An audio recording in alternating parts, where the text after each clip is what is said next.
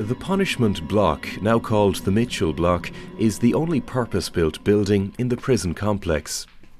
These cells were built as a punishment area for the prisoners. This was the only place on Spike Island Prison where the prisoners could be held in individual cells in solitary. And we know we have records from many of the prisoners who were kept here. In particular, the political prisoners, the Fenians of the 1860s and 70s, discuss being incarcerated here in the punishment cell. The block now consists of a number of cells knocked together to form cells where 4 prisoners at a time could be housed. That was from the 1980s. But originally these were all individual cells on 2 floors with concrete floors, a single window, and the cells were not heated. And that's one of the things that the Fenian prisoners talk about.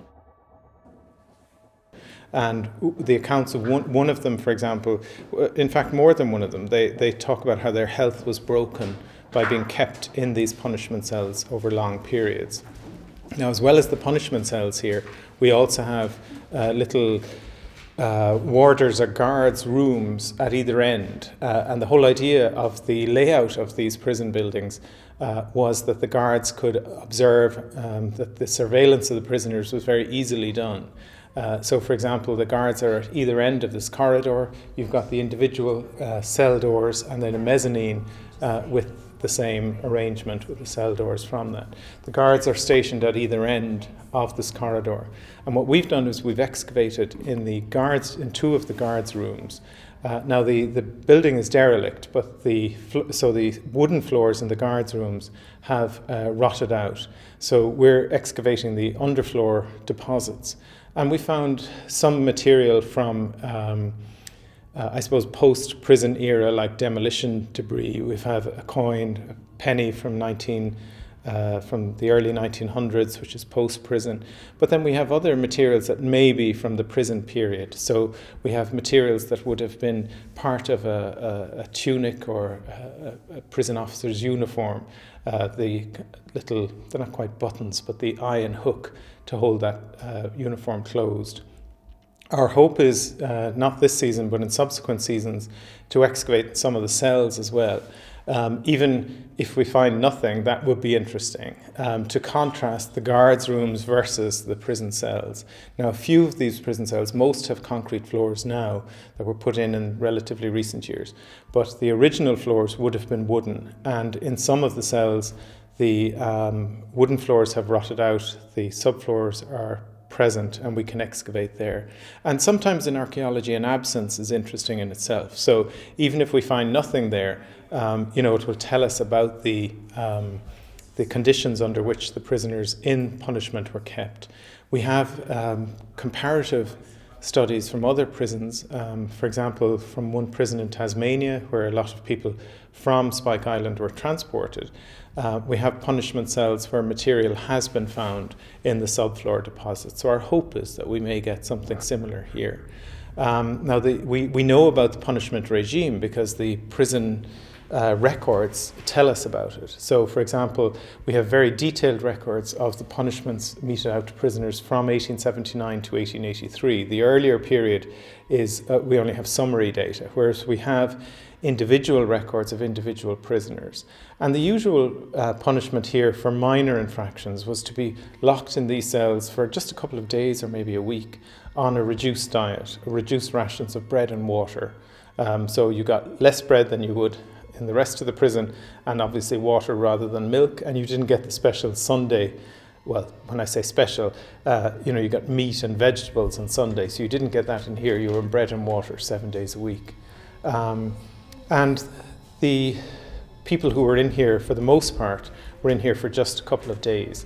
The political prisoners fared less well, and some of the Fenian prisoners were kept in the punishment cells here for months, if not years. And one of them who was eventually released, they were released on condition that they go into exile, so he went to the US. His health was broken by the time he spent in here, and he died not long after his release. But he talked about how difficult it was to sleep in here or to get any peace of mind because of the wailing and knocking on the walls and doors of the other prisoners. So obviously the people who were in here were severely distressed, and this was not a pleasant place to be.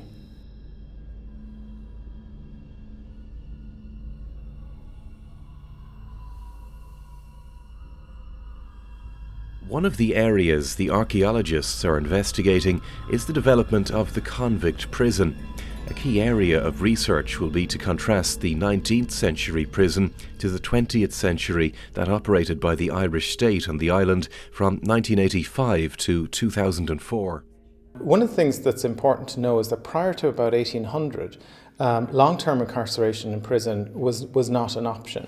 The only people who were kept in prison for relatively long periods of time were debtors, and then others who were kept in prison were those who were awaiting sentence. And that sentence usually involved either that you were let go, or that there was some kind of physical punishment, such as flogging, putting people in stocks, or execution.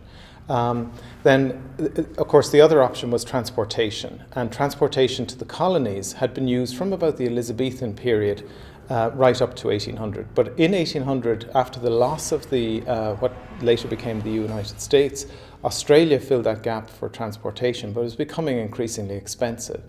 And the whole concept of long-term incarceration in prison began to fill the gap in terms of how you punished criminals or offenders.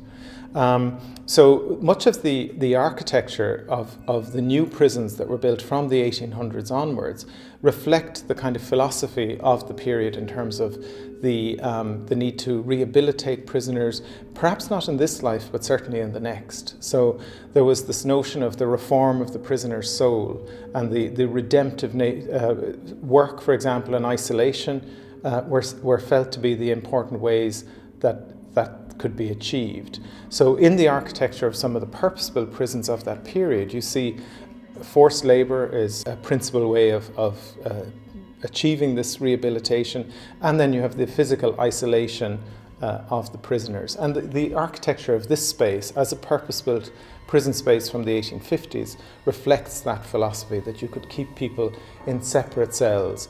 And this system was known as the separate system. And the unsuitability of Spike Island as a prison is a constant theme running through the annual reports of the Inspectorate of Prisons from this period. And the main problem with Spike Island was the fact that most prisoners lived in dormitory style accommodation rather than in these separate cells such as what you see here. And it has always been a prison because it was built in the 1850s. When the prison closed here, the convict prison closed in 1883, the whole complex reverted to the military, so to the Army and the Navy, and this then became a military prison. Then when it was reopened by the Irish state as a prison in 1985, some prisoners were also housed in this block. And this was used as a punishment block in that period too. Prisoners were stripped of their underwear and kept in these cells. And I think the physical isolation and I suspect the cold and discomfort here was understood to be a very effective way of calming troublesome prisoners, because this building is not heated in any way.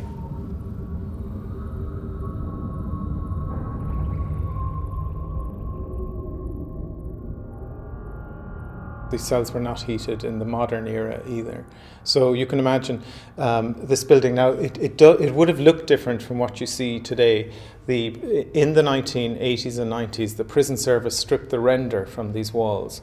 So now you see this dark interior. These walls would have been rendered and painted white. So it wouldn't have been quite as grim as what you see today.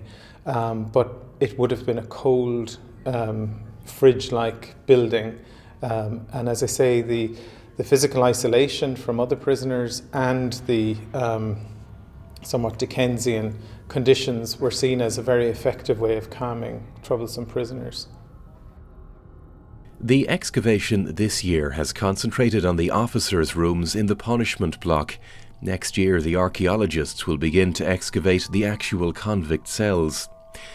The average length of time a prisoner spent in the modern era, 1985 to 2004, was 2 years, whereas the shortest sentence in the 19th century was 5 to 7 years. There is one case of a man who was convicted of murdering his wife, and he spent 27 years on spike before being released. One gets the sense that in the 19th century prison, incarceration was more about punishment, while in the 20th century prison, it was more about rehabilitation.